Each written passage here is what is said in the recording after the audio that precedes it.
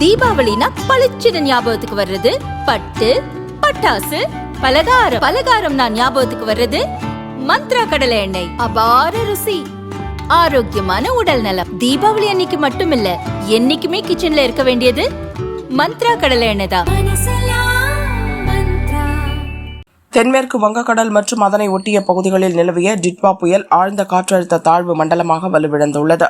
10 kilometre வேகத்தில் வடக்கு திசையில் நகர்ந்து வருகிறது.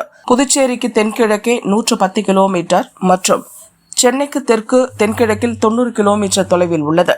தொடர்ந்து புதுச்சேரி மற்றும் வட தமிழக கடற்கரையை நோக்கி நகர்ந்து இன்று பகல் காற்றழுத்த தாழ்வு மண்டலமாக வலுவிழக்கும். அதன் செயல்பாட்டை தொடர்ந்து கண்காணித்து வருவதாகவும் இந்திய வானிலை ஆய்வு மையம் கூறியுள்ளது. தமிழகத்தில் வட மாவட்டங்களுக்கான கனமழை அபாயம் விலகியுள்ளது. தமிழகம், புதுச்சேரி, காரைக்காலில் ஓரிரு இடங்களில் மிதமான மழைக்கும், திருவள்ளூரில் கனமழைக்கும் இன்று வாய்ப்புள்ளது. இது தவிர குமரிக்கடல், மன்னார் வளைகுடா, தென்மேற்கு வங்கக்கடல் பகுதிகளில் சூறாவளி காற்று வீசக்கூடும். மீனவர்கள் இப்பகுதிகளுக்கு செல்ல வேண்டாம் எனவும் எச்சரிக்கப்பட்டுள்ளது.